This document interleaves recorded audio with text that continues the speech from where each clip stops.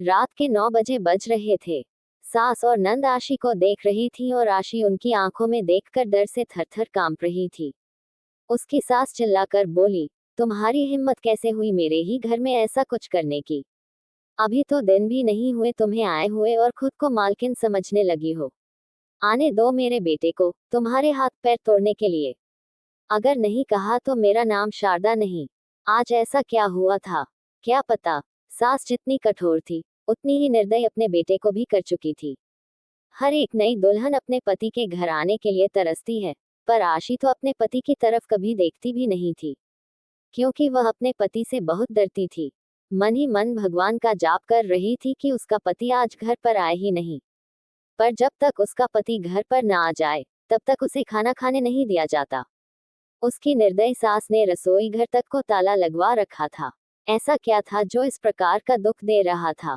और आशी का पति, मतलब आशीष, ऐसा क्यों था कि नई दुल्हन होकर भी वह अपने पति की तरफ नहीं देखती थी? आशी की शादी से 5 महीने पहले हुई थी। आशी के माँ बाप नहीं थे। 12वीं की पढ़ाई होते ही उसके चाचा चाची ने उसकी शादी करवा दी। आशी की जिम्मेदारी से उसके चाचा चाची मुक्त हो गए। उसकी शादी के बाद के त्योहार भी नहीं मनाए गए। उसे करवा चौथ के लिए मायके में त्योहार मनाने के लिए भी नहीं बुलाया गया। उसकी शादी करके वे लोग जिम्मेदारी से मुक्त हो गए। आशी के ससुराल में उसके साथ शारदा, सास पति आशीष और आनंद व रोहिणी, जिनकी सगाई हो चुकी थी और जल्द ही शादी होने वाली थी, रहते थे। छोटा सा परिवार था। सुखी और शांतिपूर्ण गृहस्थी का सपना लेकर आई थी, पर सपना तो सपना ही होता है। हर समय सपना सच होना मुमकिन नहीं होता। उसका भी सुखी गृहस्थी का सपना तो सपना ही रह गया। आशी की उम्र 18 साल थी और आशीष 30 साल का। दोनों के बीच में 12 साल का अंतर था। शारदा ने आशी के लिए 10 नियम बना रखे थे। सुबह 4 बजे उठकर पूरे घर की सफाई करना, बाद में नहाकर भगवान की पूजा करना, फिर रसोई में जाना, हमेशा सर पर पल्लू रखना, सबसे पहले खाना न खाना, यानी सबके खाने के बाद ही खाना। आशी को ये सारे नियम मानने ही पड़ते थे। पर उम्र ही क्या थी उसकी। कभी कभी उससे भूल हो जाती तो उसका पति या फिर उसकी नंद उसे सजा देने में कोई कमी नहीं रखते थे। उससे 5 साल बड़ी नंद रोहिणी तो उस पर हाथ उठाने में भी जरा नहीं सोचती थी। शादी को 10-12 दिन ही हुए थे। हर रोज आशीष रात 8 बजे तक आ जाता था, पर उस दिन 10 बज गए थे फिर भी वह नहीं आया। आशी को बहुत जोर की भूख लगी थी। उसने खुद के लिए थाली बनाए और रसोई में खाने बैठ गई। अभी पहला ही निवाला मुंह में डाला ही था कि तभी उसकी सास ने देख लिया। उसकी सास बहुत चिल्लाई। आशी से सहा नहीं गया। तभी आशी बोली, वो अभी तक नहीं आए, मुझे बहुत भूख लगी थी, इसलिए खाने के लिए बैठी। सास कुछ बोलने ही वाली थी कि तभी रोहिणी आगे आए और आशी को एक चांटा मार दिया। तुम्हारी हिम्मत कैसे हुई मेरी माँ के सामने बोलने की?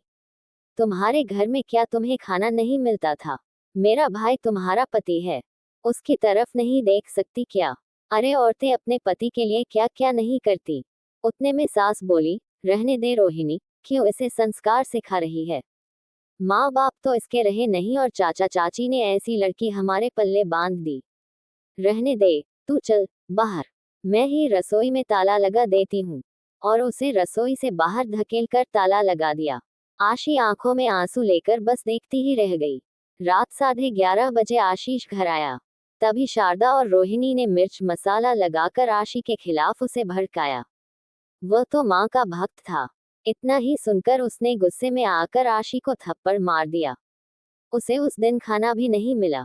अब आज की ही बात ले लो, आशी रसोई में खाना बनाकर शारदा और रोहिणी को दे रही थी। दोनों हॉल में टीवी देखते देखते खाना खा रही थी और इधर आशी एक एक कर गरम रोटी परोस रही थी। आज सुबह उसे सिर्फ एक ही रोटी खाने को मिली थी। बहुत जोर की भूख लगी थी, पर आशीष तो 10 बजे से पहले आने वाला नहीं था। भूख सहन नहीं हो रही थी। सास और नंद के खाना खाने से पहले तो रसोई को ताला लगाना ही था, इसलिए आशी ने जल्दी से एक रोटी अपने पल्लू में बांध ली।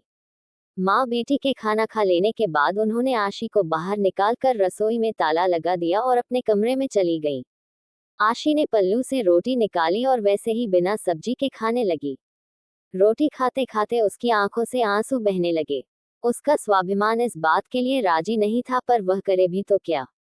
ठीक उसी समय शारदा किसी काम से उधर आए और आशी को रोटी खाते देख लिया। बस फिर क्या था, तमाशा शुरू हो गया। वह भगवान से प्रार्थना कर रही थी कि आज आशीष घर ही ना आए। शादी के बाद एक बार उसके सामने खाना खाया था, तब भी थप्पड़ मारा था, पर आज तो रोटी चुरा कर खा रही थी। थोड़ी देर बाद आशीष घर आया। आशी का दिल जोर जोर से धड़कने लगा। डर के मारे पसीने से भीग गई। कुछ ही मिनट बाद आशीष की जोर से आवाज आई, जल्दी बाहर आओ। डर के मारे कांपती हुई वह बाहर आई।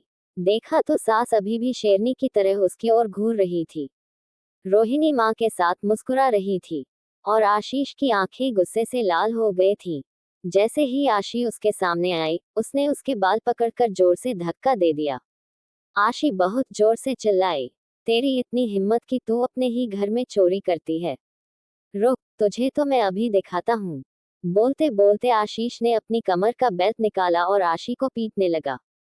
आशी दर्द से चिल्ला रही थी, माफी मांग रही थी, पर पति और घर की औरतों को उस पर जरा भी दया नहीं आ रही थी।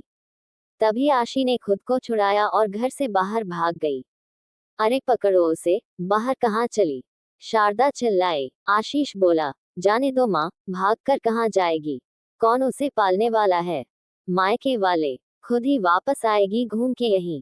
चलो, पहले मुझे खाना परोस दो, मुझे बहुत भूख लगी है। आशीष के कहने पर शारदा ने खाना परोसा। सब लोग खाने में लग गए, लेकिन किसी को आशी की याद तक नहीं आई। थोड़ी देर बाद आशी घर लौटी। उसे देखकर तीनों हंसते हंसते उसके सामने खड़े हो गए। क्या हुआ महारानी, वापस आ गई? मायके वालों ने घर में नहीं लिया? शारदा ने ताना मारा। तभी आशीष बोला, जब तक तुम मेरे पैरों पर अपनी नाक नहीं रगड़ती, तब तक तुम्हें घर में नहीं घुसने दूंगा। मुझे धक्का देकर गई थी ना? तभी रोहिणी बोली, हाँ भैया, इतनी जल्दी माफ मत करना। कल को ये हमारे सिर पर चढ़कर नाचेगी। ऐसी लड़की पर क्या भरोसा? तभी पीठ पीछे से आवाज आई, अरे भरोसा तो अब हमें तुम पर नहीं रहा, जो अपनी भाभी का सम्मान नहीं कर सकी, वो हमारे घर क्या संभालेगी? ये आवाज रोहिणी के होने वाले ससुर की थी। उन्हें देखते ही तीनों के चेहरे का रंग उड़ गया। अरे समधन जी, आप कब आए? शारदा साड़ी ठीक करते हुए माथे पर पल्लू रखकर बोली, अभी ही आया हूँ। वक्त पर आ गया, वरना बहू तो गली गली डरकर भाग रही थी। अच्छा हुआ, तुम्हारा असली चेहरा दिख गया। वो बोले, अगर ऐसी बहू हमारे घर आई होती तो घर बर्बाद हो जाता। फिर रोहिणी से बोले, माफ कीजिए, अब हमारे बीच कोई रिश्ता नहीं रहेगा। तभी पीछे से पुलिस आई। पुलिस को देखकर तीनों की बोलती बंद हो गई। शारदा नरमी से बोली, अरे बहू, छोटी सी बात पर पुलिस को बुलाया जाता है क्या? ये तो तुम्हारा ससुराल है। हर लड़की को ऐसी छोटी बड़ी परीक्षाएं देनी पड़ती हैं। आशी बोली, माफ कीजिए, मुझे ऐसी परीक्षा देने का कोई शौक नहीं है। मैंने शादी थप्पड़ खाने के लिए नहीं की थी।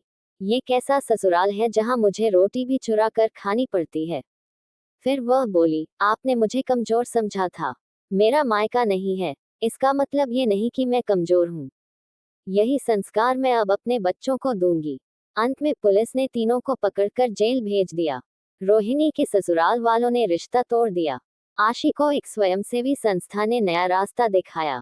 आशी अब संस्था के साथ मिलकर घरेलू हिंसा के खिलाफ जागरूकता फैलाने लगी और अपनी जिंदगी की नई शुरुआत की।